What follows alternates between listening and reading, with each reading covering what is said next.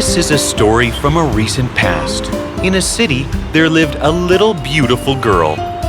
It was New Year's Eve, and the girl was walking on the roadside with bundles of matches in her hands. She had a few of them in the pockets of her apron too. There was snowfall, which had covered her hair, and the beautiful curls around her neck. She was walking since the morning, but couldn't sell a single matchbox. She approached people walking on the road, but nobody purchased a single match from her, as everybody was enjoying the eve out there. Walking through the footpath, the girl saw many shops full of cakes and various foods. She saw many restaurants with people eating different foods, with candles burning on their tables. The girl, too, was very hungry, as she had had nothing since morning. She ignored the sight and walked ahead. She was shivering as it was night, and the cold was quite piercing. She was unable to walk properly as she was barefoot. During daytime, when she was at home sitting beside her ill grandmother, Mary, would you please go out today to sell the matches? We could get some food if you could sell a few of them. No, Mother, it's too cold out there. "Go, you silly girl! Go and sell all those matches by evening. And don't come home unless you sell them all." Oh, go, dear, or else he will hit you again. I feel so sorry to have such a cruel son. Don't cry, Grandma. I'll go. Mary put some matches in her apron, wore her mother's slippers, and left. She tried her best, approaching people to buy the matches from her, but no one responded. It was getting dark, and Mary was very hungry. But she remembered her father's threat, and she started walking again. At the corner of the road, she bumped on a group of people. "Oh, sorry." I'm fine. Would you like to purchase any matches? "Sorry, little angel. I don't need any." And they went on. Mary then felt that she is barefoot. She realized that one of her slippers is broken. She searched for another one and found it in the gutter. She couldn't take it out from there. Mary decided to walk barefoot. Before moving on, she checked if her matches were safe. She met many people, but failed to sell any match. Tired, she found a corner between two houses and decided to sit there for a while. The cold was getting bitterer. The girl, with the matches in her hands, thought, If I burn a matchstick, I can get some warmth. Again, a thought came in her mind. If Father came to know about it, he would be very angry. But the shivering forced her to think.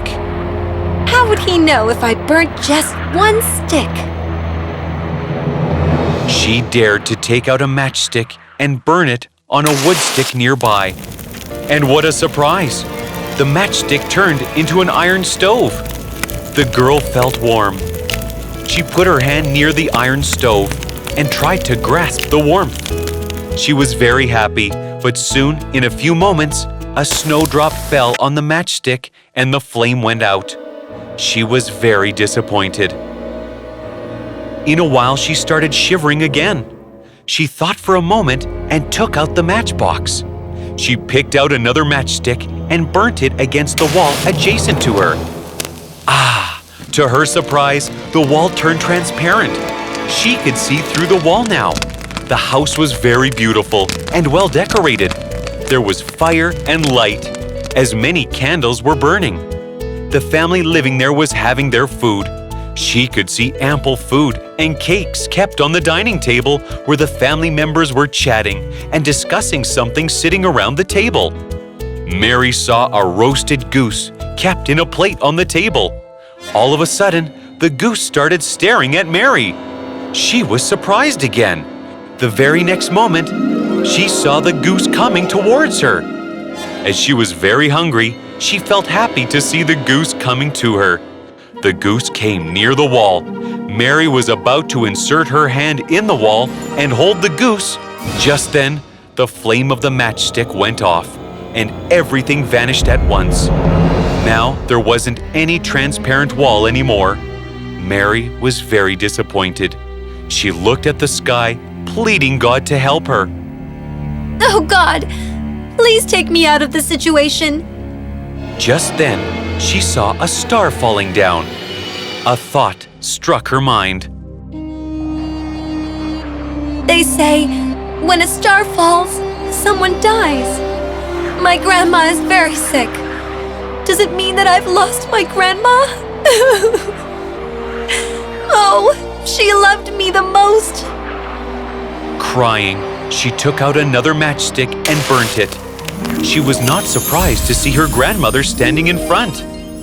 Oh, Grandma, you're here? Yes, my child, I'm here for you.